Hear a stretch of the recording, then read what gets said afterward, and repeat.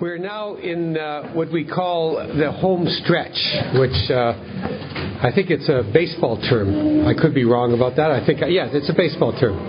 So it's not part of your cultures, but we're almost finished. I've been asked a lot of questions, and I'm going to answer most of them as I talk about sponsoring and as I talk about meetings. And then I'll go through all of them just to see whether I've answered them all.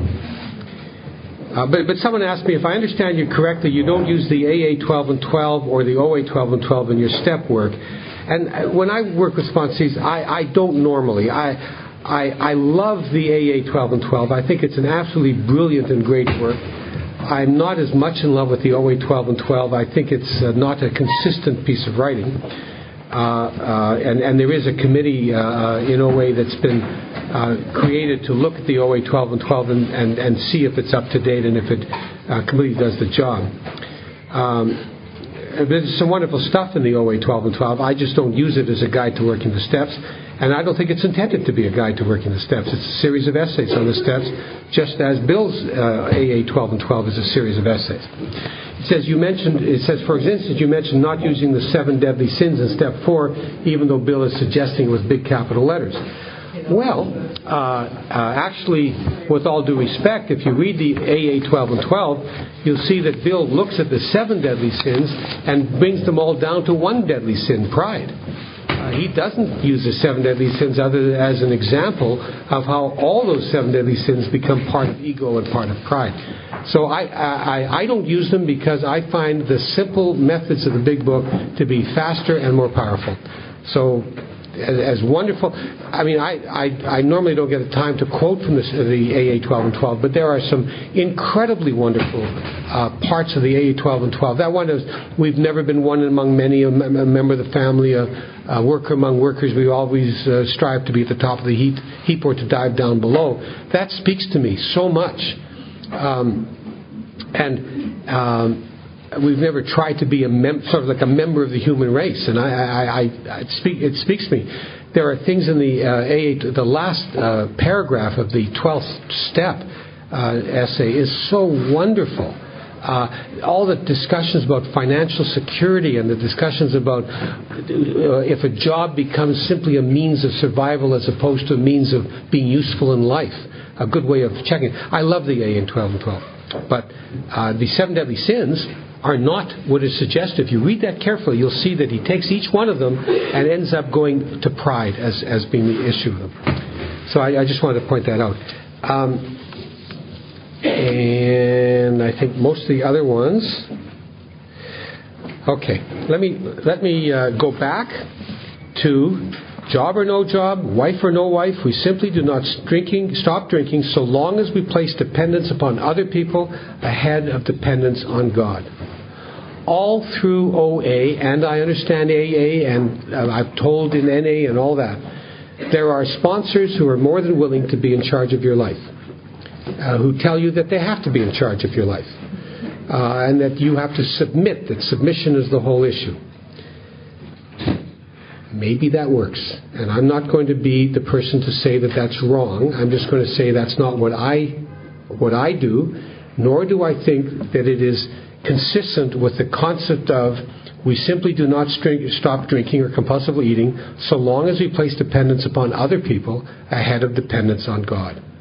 I want to live my life according to the big book, and I want to live my life so that no one is dependent upon me, but ends up being dependent only upon a higher power. The only thing I want to be is the messenger of a message about how to get a spiritual awakening and get a direct contact between the higher power of an individual and the individual, him or herself. So my method of sponsoring is different from the experience of most people. And I don't suggest you do it. Many people, I have close friends in the program who sponsor completely differently, who have daily contact with their sponsees and vice versa, and who count on that daily contact as part of their recovery. It's not what I do, and the only time I will be critical of it in only 2 ways. One is, if a sponsor says, you must do what I say, I question that person's ability to be consistently God-oriented all the time. Because I think if I were saying that to people, I would start putting my will over God's will. So I question. I'm not saying it's not true, but I would say that I think any person who thinks that he or she can be in charge of anyone else's life has to wonder whether that person is being consistent with their higher power's will as opposed to their own will. I only suggest that. I only question that. The other thing is, there are many ways of sponsoring that take a lot of time to sponsor. Daily phone calls, just working, especially the daily phone calls. And I have been to meetings where daily phone calls is a matter of course with each sponsor and each sponsee. I've been to those meetings where there may be 5 newcomers, and then they go around the room and say, is there anyone willing to sponsor? And people will say, well, I've been abstinent for 300 years and I've lost so many weight, but I don't have time to sponsor. I don't have time to sponsor. I don't have time to sponsor. And if there's a method of sponsoring that causes the sponsor, A, to spend more time with people who have already recovered than people who have not yet recovered, and creates a meeting in which there's no one available to sponsor those who still suffer, that's going contrary to Tradition 5, which says the primary purpose of every group is to carry the message to those who still suffer. A sponsor who spends more time with someone who has already recovered and less time with those who haven't recovered is not carrying the message to those who still suffer. So this method of sponsoring that involves a great deal of contact between a sponsor and a sponsee, even past step 9, is a method that can work if there's a lot of recovery, and there are always a lot of recovered people available to sponsor. In the city of Minneapolis, the Twin Cities of Minneapolis, St. Paul, there are a tremendously strong group of people who have a number of meetings in which that method of sponsoring is the way they do it. There are always people available to sponsor because they're just full of vitality. So I don't call that down in any way, shape, or form. But that same method of sponsoring in a town where there aren't that many people coming can create a situation where newcomers don't have anyone to help them. And it seems to me that misses the point of what we're doing here. So I only point that out, and I'm not being critical of any other method of sponsoring, nor am I saying that my method of sponsoring is terrific. I'm telling you what I do only as a way of helping you figure out how you want to do it. In your own method. But I think it's very important to make sure that the sponsee understands that whatever it is that you're doing, you're simply a messenger. And that you are not in charge of them, they are in charge of their own recovery. I've been asked, and some of the questions are, have you ever fired a sponsee? No. They often will drop from me, and sometimes like flies, because I don't hold their hands. I met with a person who really seemed very keen, and I said, okay, here's what here's what I want you to read, and then we'll discuss what you've read. And she said, she wrote me an email. I don't know why she could have phoned me. I would have been happy to receive the phone call, because it doesn't bother me if they don't want me to sponsor them. And she said, no, I need someone with more hands-on. I need someone I can talk to. It's fine. I start off by saying I'm not your father, your mother, your confessor, your lawyer. Certainly I'm not your lawyer. Your advisor. I'm here to tell you what I've been taught about a particular method of doing the steps. And I'm here to help you understand that method as I was taught, and I'll do anything I can to help you work the steps.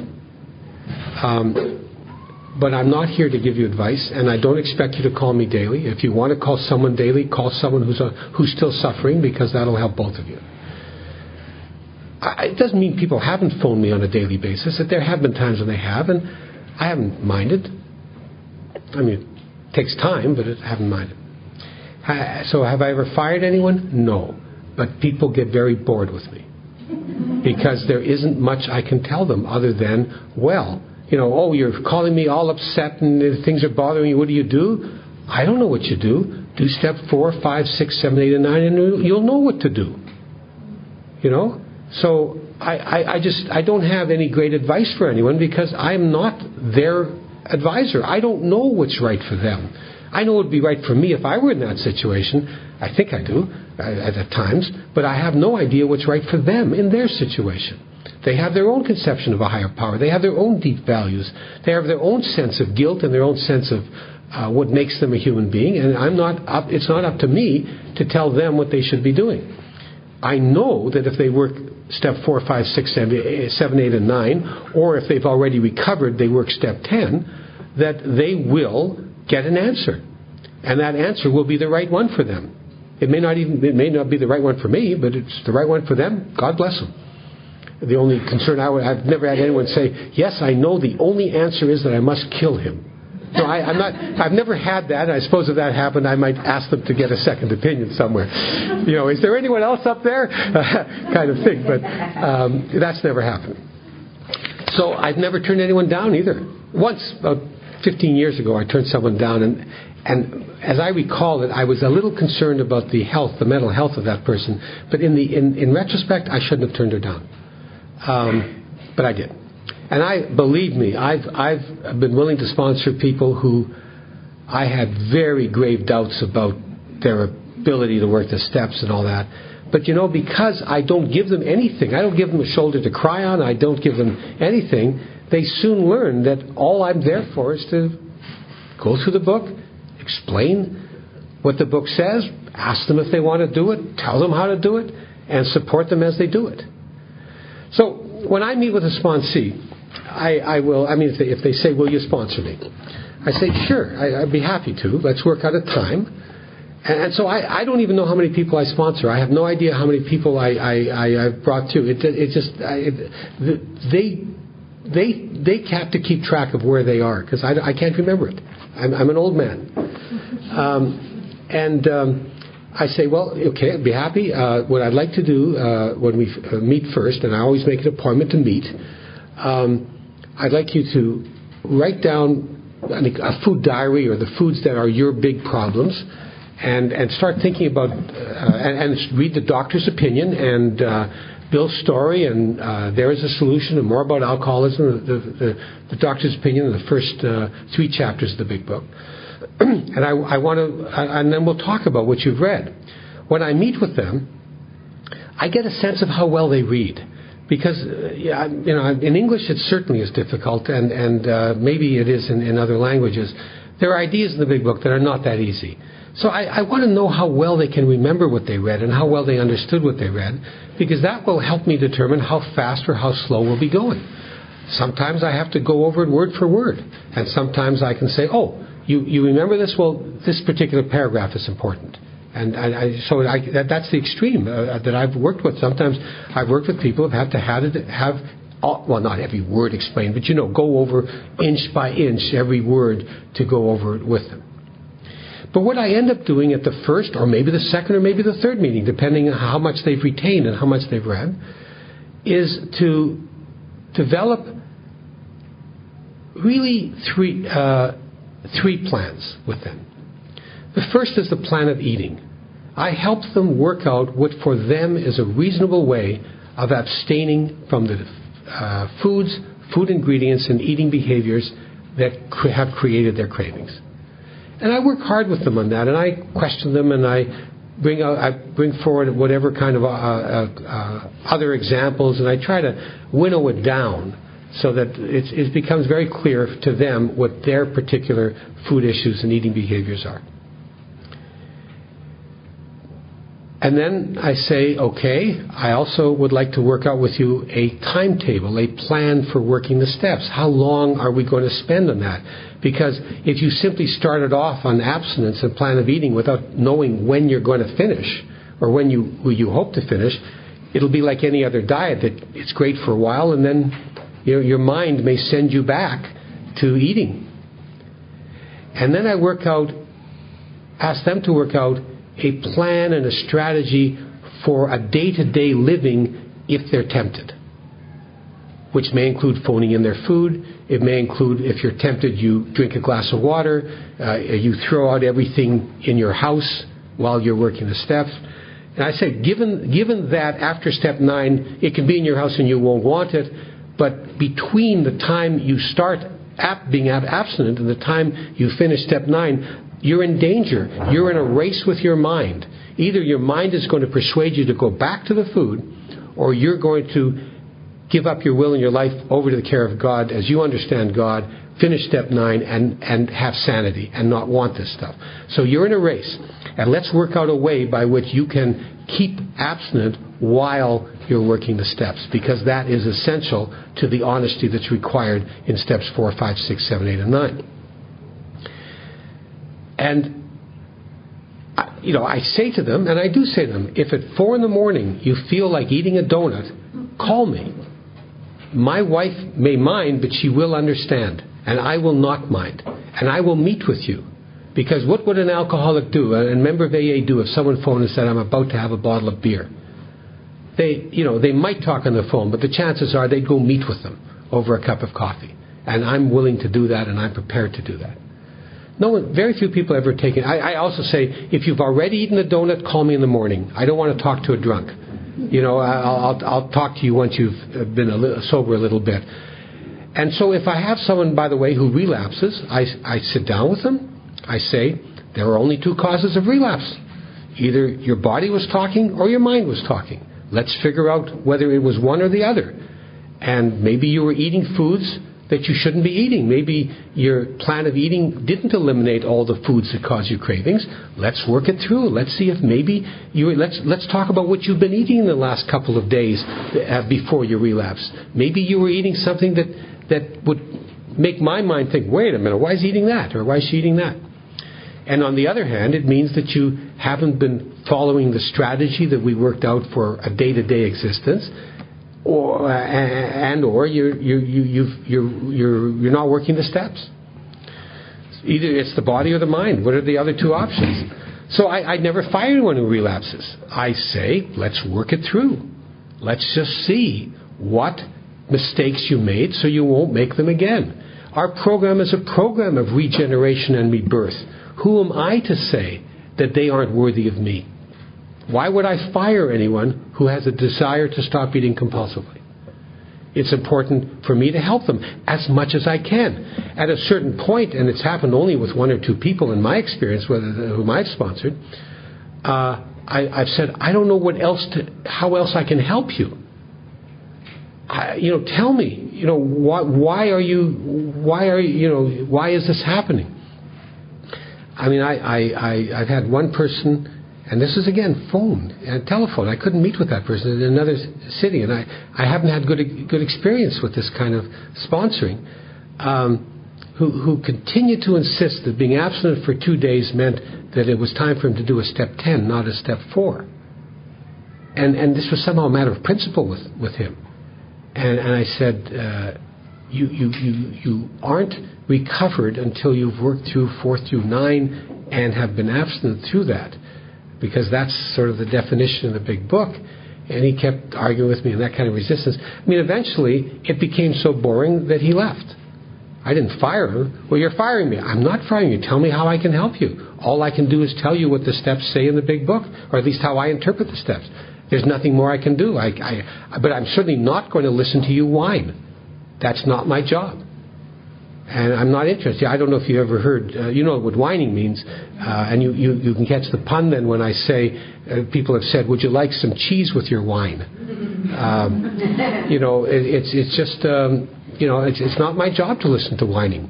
You want to whine, do a step 4 on what bothers you, and you'll find out in step 4 what your role is, and that'll give you the sense of going on to step 5, 6. Then talk to me about it in step 5, if you want. So that's how I work it. And as we develop these sort of 3 plans, and I promise all the support I can, I then meet with them at whatever intervals seem reasonable to them and to me. I mean, I have family obligations, I have work obligations, I can meet with people, and I have other compulsive eaters I work with, and we work together.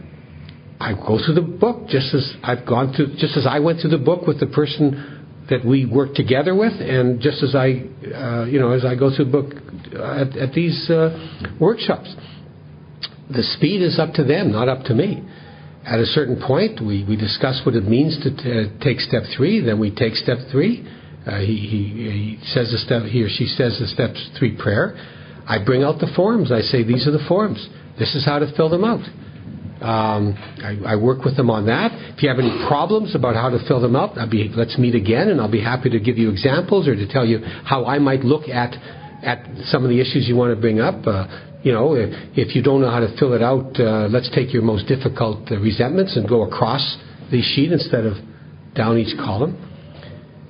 And I leave them to their step 4. And I say, do you want to do step 5 with me, or do you want to do it with someone else? If they say, I want to do it with you, fine. If they say, I want to do it with someone else, I say, that's fine. Let me tell you how. Once they're ready to do step 5, I'll say, okay, let's... I should have said, by the way, the plan for working the steps might include making an appointment for step 5, as I suggested some time ago, right? So I said, if you don't want to do step 5 with me, which is fine,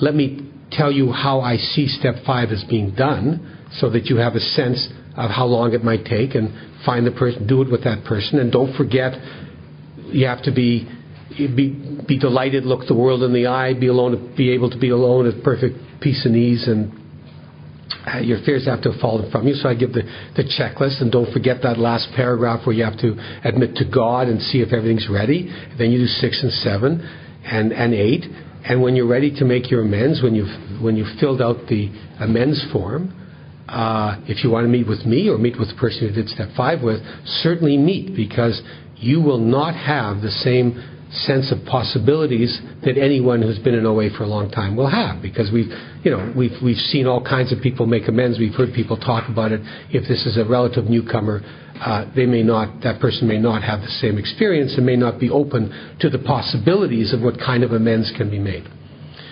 And then they make their amends. I give whatever guidance I'm able to, and by guidance I mean simply I ask them, I guide them to their own conclusions about what's right for them, not what's right for me.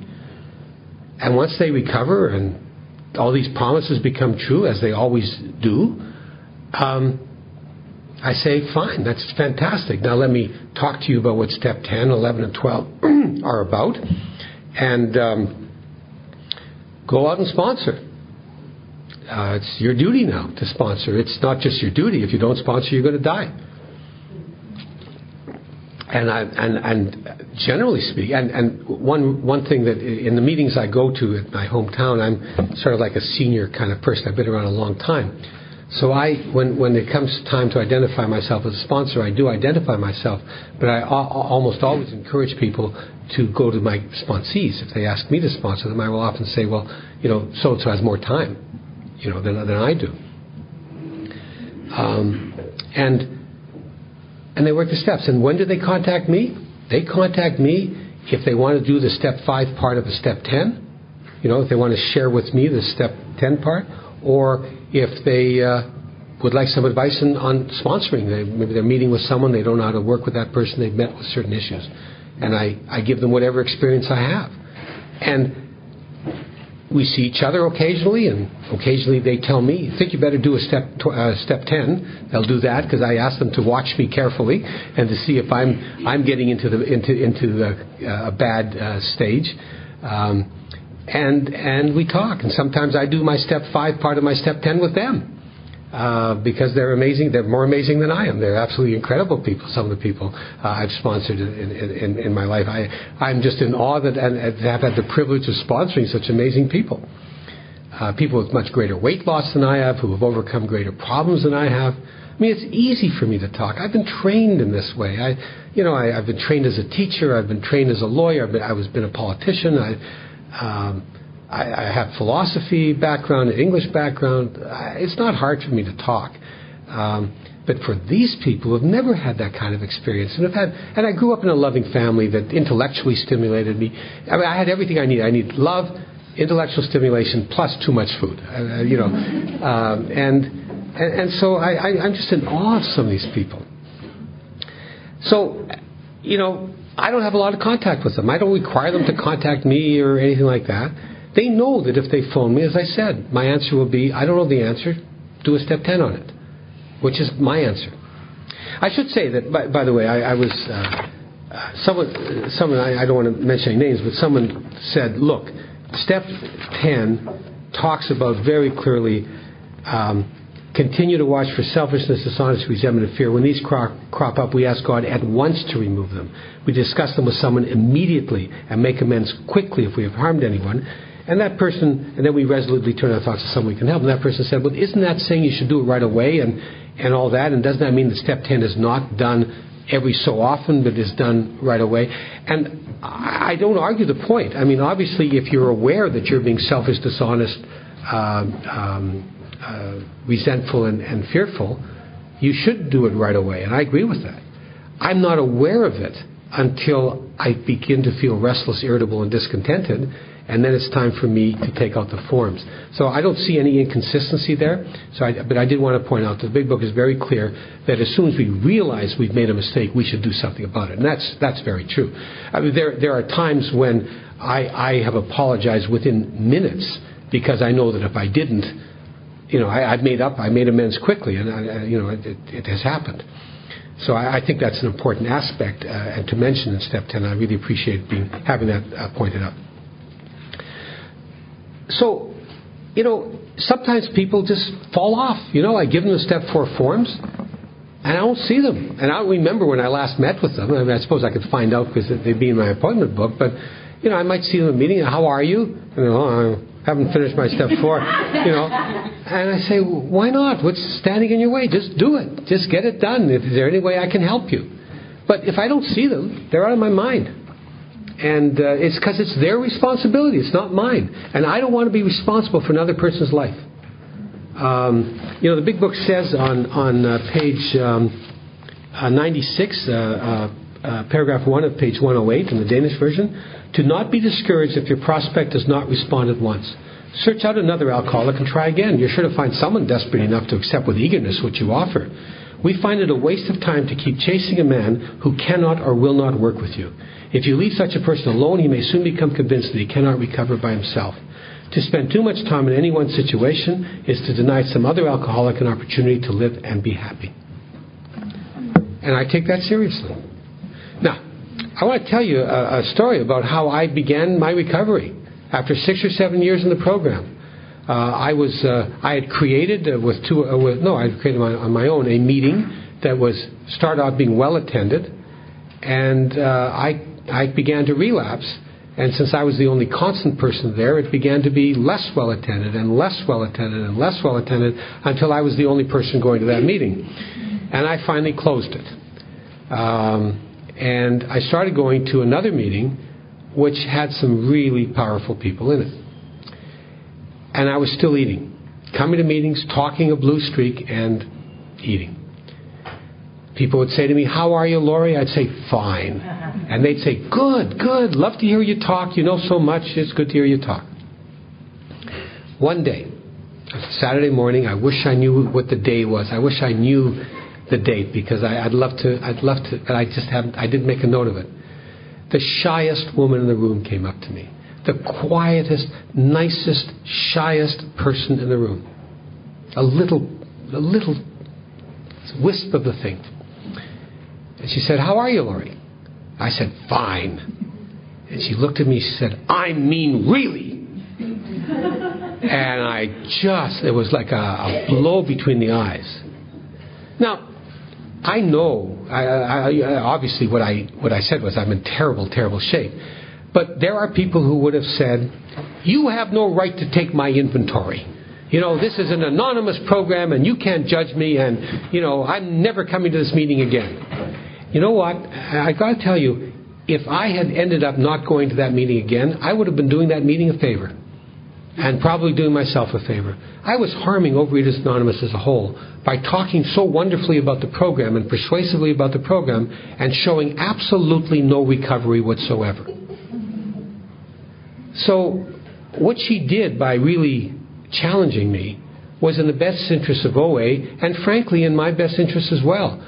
If I had left that meeting, I might have left OA and I might then have realized how desperate I really was and that I really needed more help. Now, she told me later that she did not do that without 3 weeks of prayer. that she just prayed and prayed what she could do.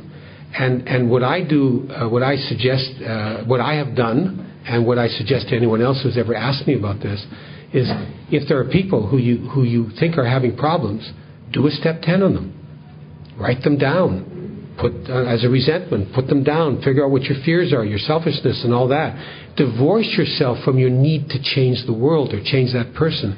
Divorce yourself from the fear of rejection or of controversy or of conflict. Get rid of those fears. Get rid of the issues of being in control of everything, and you'll know at that point whether the amends you owe to that person is to leave that person alone or to say that person whatever comes to your mind at the moment.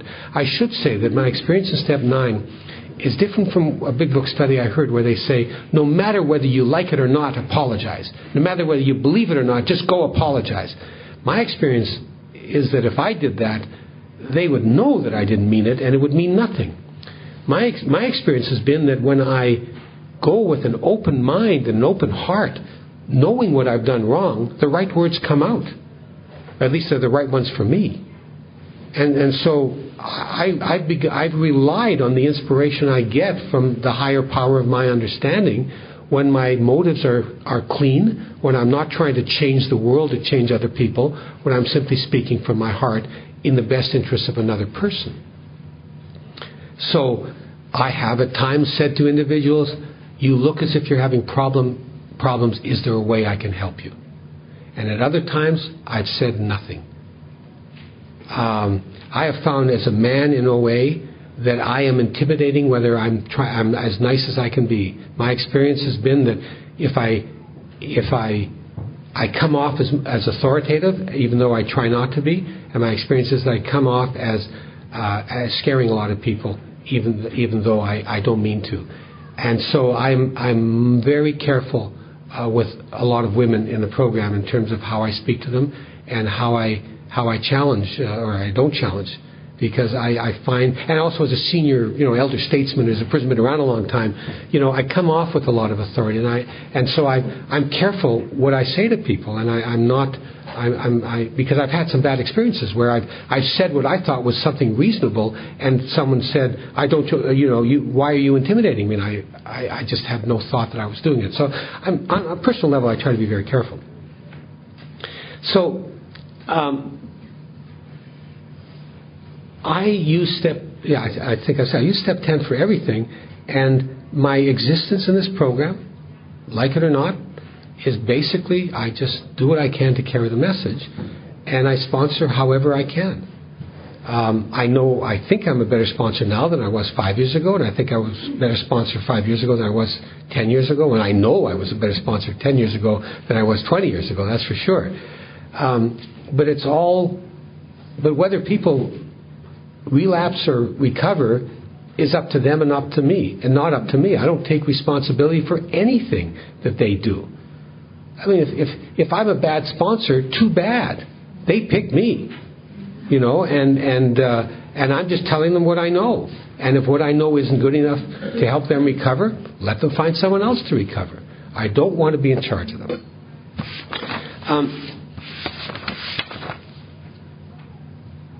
Okay, I just want to see what I've covered that. I want to talk about the traditions as they relate to carrying the message. I was a member of a secret organization within OA called the Traditions Police. Anytime anyone broke a tradition, I was one of those people who stood up and said, you can't do that, that's contrary to tradition 6.7.3. And there are a lot of us in OA who are more than willing to create to point out the traditions, the breach of traditions. And I no longer fight anything. I'm off the Traditions Police. I've resigned. They haven't killed me yet, as a result of resigning. I take my guidance as an example from Alcoholics Anonymous Comes of Age, in which there's a passage where AA is just being established in Japan, and an AA member writes to the central office and says there's a crisis here because we have regular AA, which has 12 steps and 12 traditions. Well, I don't think that traditions then. 12 steps, and we don't charge anything. And then someone has set up an AA where there are only 10 steps and they charge 7 yen a meeting. What do we do? And the responses you'll find in AA Comes of Age is something like, well, God will decide which best carries on AA's principles, and you just do what you do. And I guess that's it. I mean, the traditions are traditions, they're not rules. They were developed as a result of experience, and they're not meant to be rules. They're just set out as guidance. An understanding of the traditions from that perspective means that nothing is necessarily against a tradition. It's something that you really have to look at very carefully. For instance, and one of the guides is found at the back of the big book where they have what's called the long form as well as the short form of the traditions. There's a big difference sometimes in them, at least in the way people interpret them. Let me give you one example. Tradition 10. Is that the anonymous? We're anonymous at all levels of... No, 11. So it reads, our public relations policy is based on attraction rather than promotion. I don't know what page it is in the Danish book. We need always maintain personal anonymity at the level of press, radio, films, television, and other public media of communication. By the way, John, the comedian that I talked about, he says that Tradition 3 should read, the only requirement for AA membership is a desire to stop drinking and the ability to pronounce anonymity. But anyway. So that's what it says. Listen to the long form. Our relations with the general public should be characterized by personal anonymity. We think AA ought to avoid sensational advertising. Our names and pictures as AA members ought not to be broadcast, filmed, or publicly printed. Our public relations should be guided by the principle of attraction rather than promotion. There is never need to praise ourselves. We feel it better to let our friends recommend us. Well, can you see that public relations there is the group, and it's AA as a whole, and it's only press, radio, films, television, and other public media of communication? I heard a speaker say once that his sponsor had told him that you breach that tradition if you are not anonymous at any other level other than press, radio, films, television, and other public media. In other words, for me not to use my last name, for me not to talk to you about who I am at a level where there is no press, where there are no radios or anything of that sort, or televisions, is a breach of the tradition. Because we can't be anonymous among ourselves, or we shouldn't be. But we seem to, and especially in OA, because somehow we're ashamed of who we are, whereas a recovered alcoholic has some sense of pride in, not pride is the wrong word, some sense of thankfulness and gratitude in having recovered. Somehow we hide it. Without wanting to be particularly provocative, but I'm going to be provocative. The initials OA are used to tell people where we are at here and where that meeting was, where we ate. And I understand that's what people mostly do. And I ask, why doesn't it say Overeaters Anonymous, a 12-step fellowship for recovery from compulsive eating? No fees, no dues, no scales. It works. Everyone welcome. Why not? That's not press, radio, films, television, other public media. Oh, because they'll know that I'm a compulsive eater? Well, I can only say that people knew I was a compulsive eater. And now that I don't look like a compulsive eater, at least I hope I don't, I don't think I do, I love it that people know that I'm a compulsive eater, because they can say, well, what did you used to be like if you're like this now? So, I'm being provocative, but think about it. About our responsibilities. Why don't people know about us? What is going on with us? The other thing about the traditions police is that it's Tradition 5 that really defines the purpose of the group. Every OA group, each group has but one primary purpose: to carry its message to the compulsive eater who still suffers. That's the principal tradition, because it comes right from step 12, which is the responsibility of the individual to carry the message. Here it's the responsibility of the group. And that responsibility is so important that it should be the criterion at least one of the criteria, for measuring whether any other actions taken help or hinder the carrying of the message to the compulsive eater who still suffers. Many of us, though, read these traditions as rules to be followed regardless of whether or not they will help or hinder carrying the message to those who still suffer. We interpret them, and we interpret them in ways that might actually be contrary to Tradition 5. I'll give you a simple example. This Blaine, the man who was such a mentor to me and created the forms, the Step 4 forms and the Step 11 forms that you use, and taught me so much about the Big Book, was willing to do a Big Book study for Overeaters Anonymous in my town. And so, and it was an incredible thing that this man would give up 3 days of his life to do something for compulsive eaters. As it turned out, not only he, but he brought in 4 other people with him to help. One recorded, one operated. He used a slide projector for some of his, audio-visual things. And the intergroup agreed, and it was great. So I put up a poster. It said, the Big Book comes alive for OA. An AA speaker brings the book alive for Overeaters Anonymous. It goes through the steps, the directions of the Big Book to help Overeaters Anonymous. And I was phoned by the trustee of my region and by the chair of my region and told this is a breach of which tradition was it? It was 10. Overeaters Anonymous has no opinion on outside issues. That somehow mentioning AA was a breach of outside. It was a position on outside issues. We're not AA, we're OA, and therefore to say it was an AA speaker is a breach. You know what? I started to have arguments with them. I started to get really upset, and finally I just gave up. We started to nitpick over what the OA 12 and 12 says. I said, but we used to bring in AA speakers when, but that was then, this is now, we're different now. And I said, well, a tradition doesn't change its character simply because we have more members, But anyway, I started to get upset, and I said, I'm not going to argue. I changed the poster, to read, a person. I don't remember what I said, but whatever it was. But that was an example of not looking at the whole and looking only at the part. Was this going to help or hinder the carrying of the message of recovery to the compulsive eater who still suffers? My response would be, I think it'd be wonderful. People would be interested in seeing a long-time AA member's approach, and that it might encourage people to come. I don't know. I might have been right. I might have been wrong. But it certainly wasn't black or white. And sometimes we get black or white. So I encourage you, whenever you look at a tradition and wonder whether it's being breached or not, to remember 2 things. First of all, it's only a tradition.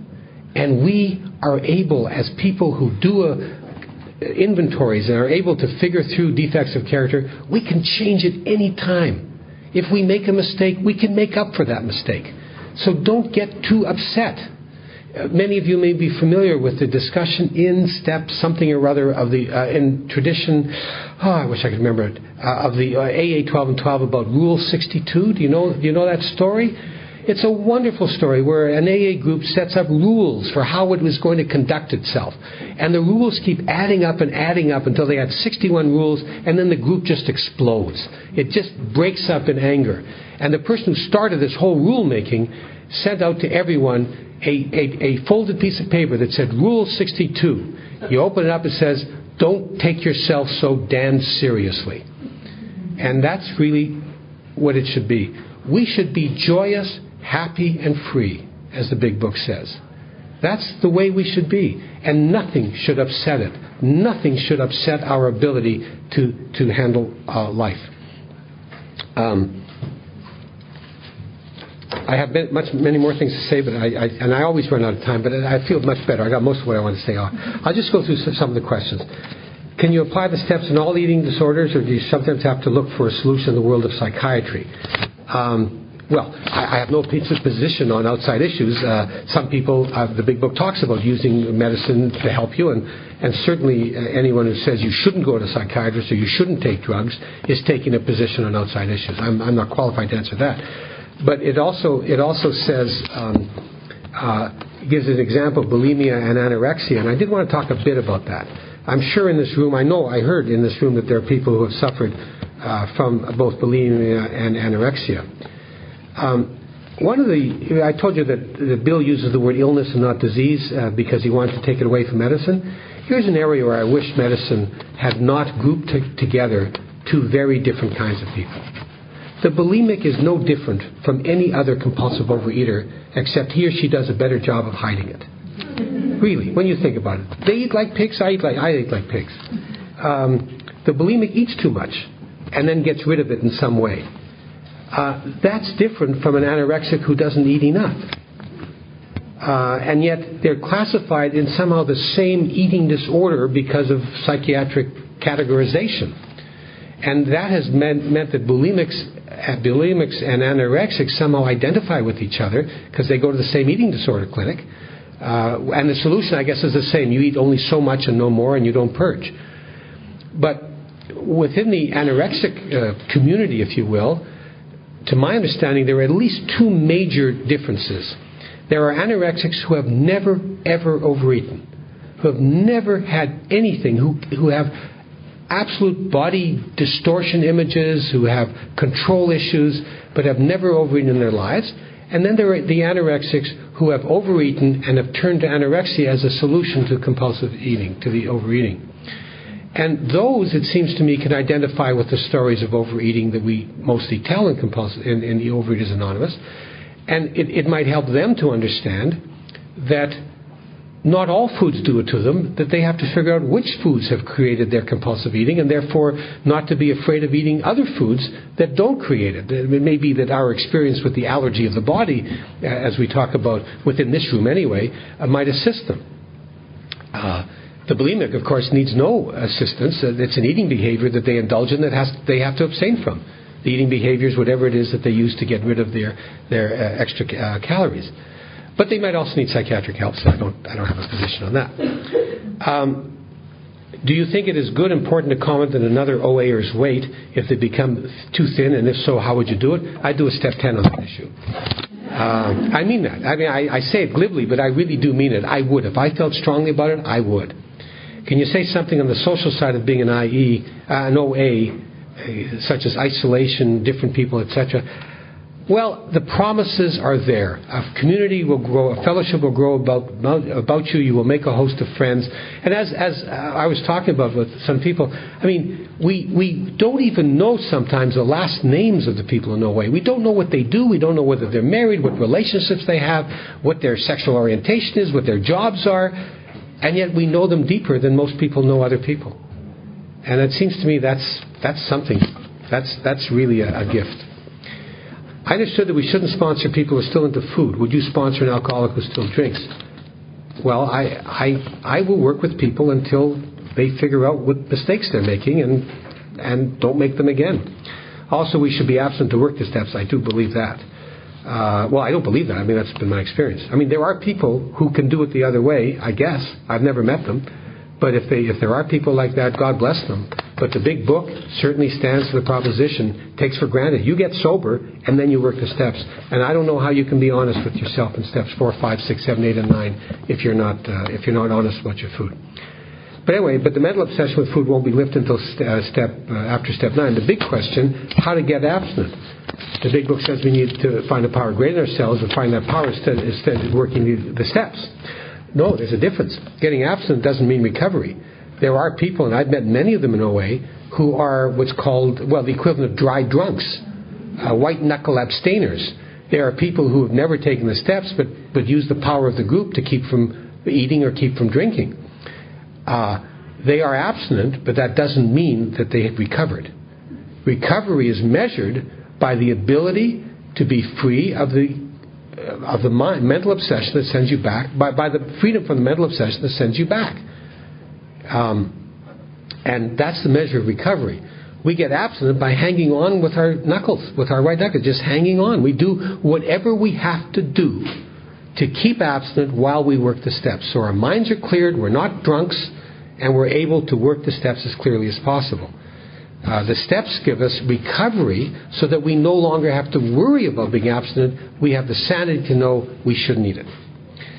What if the sponsor can't be abstinent? No, I've answered this. What the big book does the concept of slipping and sliding exist? We hear often I eat a vegetable in between the meal, but it's not compulsive. I eat more than I should, but it is okay. I don't eat sweets. How do I deal with it? My answer is, if your plan of eating is that you don't eat between meals, and you have eaten between meals, without in any way making... I mean, I gave you an example when I ate between 3 meals a day when I was doing this strenuous bicycling, but I planned that. So I changed my plan of eating to adapt to my living situation. But if it's an unplanned and you've done it, you're no longer abstinent. Well, no big deal. I mean, if you, I don't know if you're familiar with the wonderful meditation book called As Bill Sees It, a publication of AA. It's a wonderful book which has a great index. It's like our For Today or our Voices of Recovery. If you look up slip in that, or relapse, I can't remember, I think it's slip, you'll see Bill saying, you know what, don't take this too seriously in the sense of figure out what you did wrong and don't do it again. Does it matter that I've been 20 years absent and not 2 years absent? I suppose it does if I'm giving a workshop like this. I get greater authority if I've been 20 years absent. But if I slipped, I would feel awful if I did. But if I did, I'd own up to it, and I would say, I'm Lawrie, I've been absent for 2 days or 3 days. I mean, I'm not going to spend my life regretting what I can't change. So all I can say is that people who break their abstinence, break their abstinence. I answered that already. Have you ever fired a sponsor relapses? I did that. Oh, do I take them back? Like if they relapse, let's say they're on step 4 or step 5 or something and they relapse, I will work with them and I will say, what mistakes have you made? I've told you about that already. And then they'll say, okay, why don't we, are you desperate? You understand step 1 and step 2? And they probably will say, I understand it better now than I understood it before. I understood how vulnerable I am to the mind, the mental obsession that sent me back. Say, let's do a step 3 prayer. Time to do another step 4, clearly. 4, 5, 6, 7, 8, and 9. Do I go on my knees each day to pray and thank God, as some AA says, step work says to do? No. Have I ever gone on my knees? Yes. Have you ever seen me go on my knees? No. Do the steps in different fellowships? Why? It's the same steps. Shouldn't they supposed to take any addiction away? Very interesting question. The man who helped me understand the steps and worked with me, the guy who had 15 years of sobriety in AA but had never been in OA, and I worked with him and we read the big book together. He was told by his sponsor, and Joe and Charlie say this too, focus on your primary addiction and the big book will solve all your problems. And he relapsed. He relapsed so badly that he died at the age of, 52, of multiple heart attacks. It was so pathetic to watch him. I kept trying to get him back. I can only say this, and I've had long discussions with a young friend of ours, actually a friend of my daughter's, but he's almost like a son to us because his mother's passed away, who has 2 addictions. And he didn't find in the 2 fellowships where he was much strength. He went to AA and said, I'll recover using AA. And what I said to him was this, every fellowship, every 12-step fellowship has 2 major differences in the steps. One is the first step, what you're powerless over, and the other is to whom you carry the message. And how can you recover in one program without recovering in another and carry the message to those in another program? If carrying the message is part of your recovery as an overeater, then shouldn't you be carrying the message to the compulsive eater who still suffers and not just to the alcoholic who still suffers or the drug addict who still suffers? My own experience, it's anecdotal, I don't know any statistics, is that the experience of every AAer and any other member of a 12-step group who has been in OA is that working the steps in both is necessary. I have no answer. I can't say that that's absolutely true, but that's been my experience. It says, I'll go back to that. How do I deal with eating behaviors related to situations? How do I deal with eating behaviors related to situations like eating with relatives and big gatherings? these are trigger situations for me, or situations with meals that take hours or buffets. My question would be, have you recovered or not? If you haven't recovered, I would say probably until you finish step 9, it might be good not to do that, or to bring your own food, or to have your cell phone handy and to phone someone the moment that you think you're about to eat something, to do whatever you need to do not to eat at those relatives' meals or at the buffets. If you've already worked step 9 and you have recovered and you're still afraid of them, do a step 10 of them and you'll know what to do.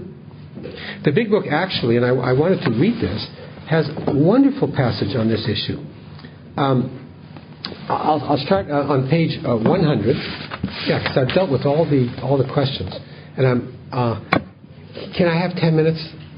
All I need is an extra. I just need 5 minutes. An extra 5 minutes. So 2:05. If you give me that, I'll finish the whole thing. Pardon me? Oh, it's working with others. It's page 100. It's the fourth last page. I've got it actually. Page 112 of the Danish. Paragraph 2. Assuming we're spiritually fit, we can do all sorts of things alcoholics are not supposed to do. People have said we must not go where liquor is served, we must not have it in our homes, we must shun friends who drink, we must avoid moving pictures which show drinking scenes, we must not go into bars, we can't discuss food at meetings, our friends must hide their bottles if we go to their houses, we mustn't think or be reminded about alcohol at all. Our experience shows that this is not necessarily so. We meet these conditions every day. An alcoholic who cannot meet them still has an alcoholic mind. There's something the matter with his spiritual status. And they go on. In our belief, any scheme of combating alcoholism which proposes to shield the sick man from temptation is doomed to failure. If the alcoholic tries to shield himself, he may succeed for a time, but he usually winds up with a bigger explosion than ever. We've tried these methods. These attempts to do the impossible have always failed. Our rule is not to avoid a place where there is drinking if we have a legitimate reason for being there. I love this. That includes bars, nightclubs, dances, receptions, weddings, even plain, ordinary whoopee parties. And that would not mean anything to people whose language isn't English. As a matter of fact, it doesn't mean anything to people these days, because there are no such things as whoopee parties. But a whoopee party is just a place where you would, it's sort of like a Western whoopee, where you drink and say whoopee. Right now, the only whoopee around is what's called a whoopee cushion, which is a cushion that you sit on that creates the sound of fart or flatulence. But anyway, they say this: you will note we have made an important qualification. Therefore, ask yourself on each occasion, have I any good social, business, or personal reason for going to this place? Or am I expecting to steal a little vicarious pleasure from the atmosphere of such places? That has saved me on so many occasions. If I know why I'm there, and I have a purpose for being there, then my going there is much more protected than if I don't know why I'm going. If I'm going to a relative's place, oh God, I want to go there. There's going to be Aunt so-and-so is going to be there, and they're going to pinch my cheek, and they're going to say you'd look so pretty if you weren't so fat, and all these things are going to happen. There's going to be all this food, and there's going to be so-and-so's cheesecake, and if you go there, you're sure to have problems. But if you say, why am I going there?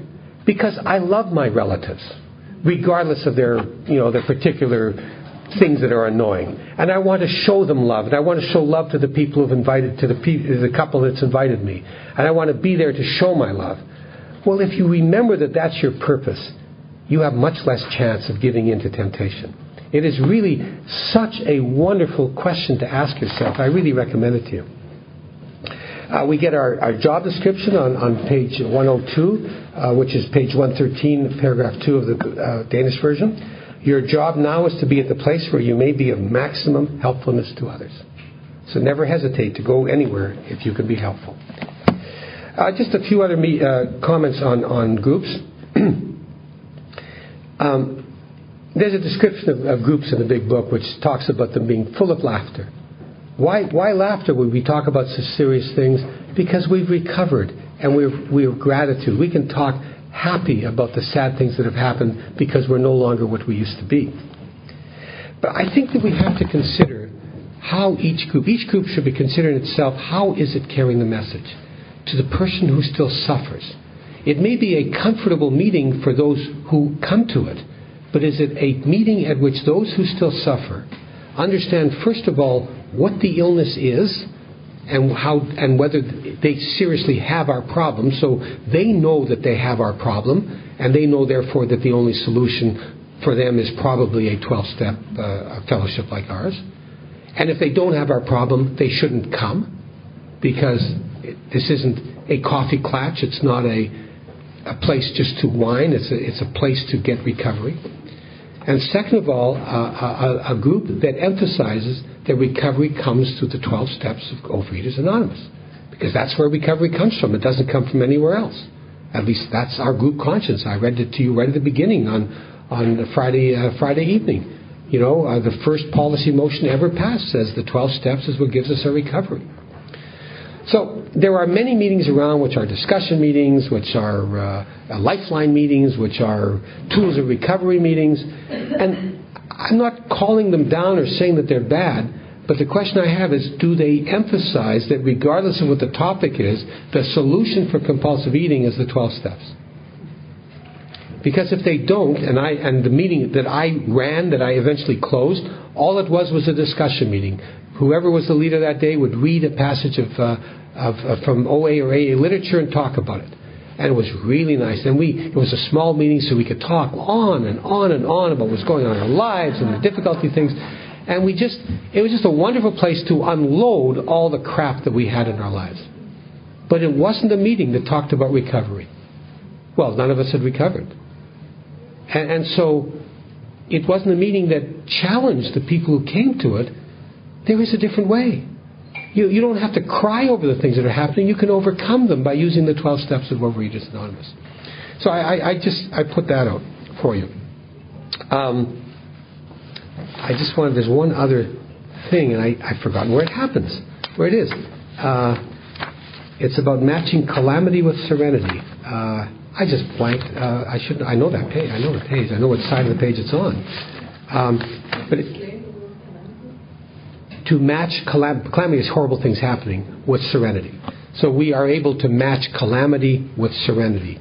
To match them, to be able, like a tennis match, to bring Serenity to battle and to win over Calamity. And I just want to tell a story, because it's a very short story.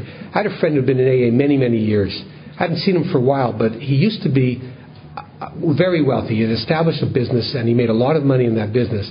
And then he lost it all because of a decision he had made.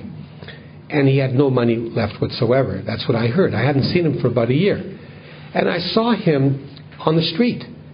I was happy to see him. How are you? I knew that he was in bad financial state. I said, what are you doing now? He said, I am now an orderly, a nurse's aide. I think that is what you might call it. I work at a hospital. And he said, pardon the language, I clean shit off men and give them dignity. I thought, there's a man who has matched Calamity with Serenity. He has found a purpose in his life. He is doing something I would never want to do in my life, something I would find quite repulsive, but he's doing it, and he knows why he's doing it.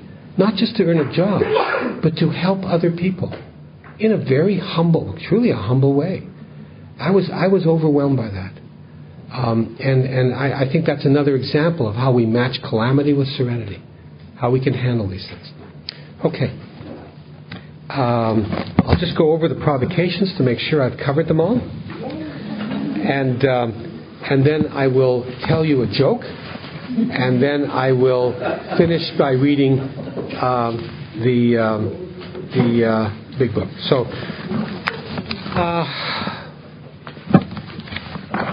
okay. I'm a recovered compulsive eater, not a recovering one. I think I've beaten that to death. Abstinence is not the most important thing in my life without exception. The consciousness of the presence of God is. I think I've shown that the reality is that once you recover, you are conscious of the presence of God, and that gives you your sanity, and your sanity makes your abstinence take it for granted. I don't eat butter because I don't want butter, because I'm sane, because I had a spiritual awakening, and I know that if I ate butter, it would be like poison to me. So I take my abstinence for granted as long as my spiritual condition is in good shape. Although a sponsor, if available, is very important for recovery, a sponsor is not necessary to recovery. I hope I've shown you that the instructions, although not always clear, are relatively simple, and you can do them. You can even do them on your own, but at least you could find another person who has the same desperation you have and do them together. And if you can't find a sponsor. You should also lower your expectations for a sponsor and not say, I need the perfect sponsor, because a sponsor is a person who simply guides you on your way. And you do all the work, at least you should be. So I think that I've done that. You can recover in weeks. I think I've shown how relatively quickly you can do that. If you can do step 4 in 2-3 weeks quite easily, and 5, 6, 7, and 8 are done the same day. So, depending on how quickly you read and how hard you work, you can recover in weeks. The tools of recovery are not an essential part of the OA program. Only insofar as they relate to steps would they be essential, because it's the steps that are essential, not each tool. The tool is a way of helping to keep you abstinent while you're working the steps. And some of them work, and most of them don't work for me. Service sure didn't work for me. Telephone never worked for me. Abstinence worked for me, although I couldn't keep abstinent. Anonymity, I have no idea how that would keep me abstinent. What is it? Sponsorship. I wasn't able to sponsor. I was relapsing. But anyway, those are the tools. But whatever they are not the essence of the program. The essence of the program is the 12 steps. You don't take steps 1 and 2. I think I showed that. Steps 3, 6, 7, and 8 should not take a long time to get through. I think I showed that. You don't make amends to yourself. I discussed that. Now, you should not sponsor until after you've completed step 9. I use sponsor very, very carefully, and not probably in the way it's used in OA. There are many different kinds of sponsors in OA. There are step sponsors, there are food sponsors, there are 30-question sponsors, there are 70-question sponsors. And I don't want to misuse the word, and I think I should change the way I use it. The Big Book says in its last couple paragraphs, you cannot give away what you do not have. Clearly, if you have not recovered, you cannot give away your recovery. That doesn't mean you can't help someone else recover, just as the person who worked with me hadn't recovered and I hadn't recovered, and we helped each other recover. It doesn't mean you can't do service. It doesn't mean you can't ask people questions. It doesn't mean you can't, what other people would say, is sponsor to the best of your ability. But you can't give away what you don't have. And I just want to make that distinction. Service is not slimming. All through this program, all through the hundreds and maybe thousands of people I've met in all the Big Book studies I've done, and before that, and all the work I've done at Region and World Service, I have met service junkies. Junkies are drug addicts. They're service addicts. And invariably, like me, who was a service junkie, they can be as fat as ever. And it's not slimming. It used to be the slogan in OA that service is slimming. It's not slimming. The reason for service is twofold. One kind of service is to carry the message of recovery to those who still suffer. The other is to keep Overeaters Anonymous alive. And that kind of service can be done by anyone, regardless of where they are in the steps. Make the coffee, clean up, help with the newsletter and all that. But that doesn't necessarily keep you slim, and it doesn't necessarily help you work the steps. You have to work the steps. It might keep you busy, and if it keeps you busy, you might not eat. That's a good thing. It might keep you absent and help keep you absent while you're working the steps, but that's all. 11, food can be discussed at meetings. That doesn't seem to be a problem mostly here, but it is absurd to think of not being able to tell your individual stories of eating. How can I tell my goose story, or my story of eating at the restaurant, or my stories of the food, or the ice cream, eating all the ice cream, if I can't mention those foods? There's a wonderful speaker from Toronto who I'm going over my 5 minutes. Can I have a bit more time? Thanks. We have to be out of this place at 3 o'clock. Okay, I'll be very short. Very short, I promise. Very, very short. Anyway, he talked about a meeting which you couldn't discuss food, and the person said, I ate little white balls of creamy stuff. And 3 people met afterwards and said, we couldn't listen to the rest of her speak because we kept trying to figure out what was it that she ate. And they each had 3 different things that they were thinking of. Each they had different ones, and then they asked her and she had the 4th, It's ridiculous not to be able to discuss food. That's our story. We're telling our stories. And 12. Some people who come to OA should really understand, anyone who comes to OA should understand what it means to have a desire to stop eating compulsively. And we owe a duty in our meetings to explain the problem and the solution so people can self-identify and know that they do deserve to be here. They should not be abusing our trust and our confidence by using us as confidants, as shoulders to cry on, as whiners. Either they're here to work the steps or they're not. If they can't work the steps now but they are desperate, they can stay, and we should. And I would never kick anyone out, of course. But it's their responsibility to figure that out. Okay. Those are the 12 provocations. I want to thank you so much for inviting me. I can't tell you how wonderful an experience it has been, and how wonderful it's been to be able to communicate with people here, and how exciting it is to have people from all over Europe. I can't tell you how much of a privilege it has been.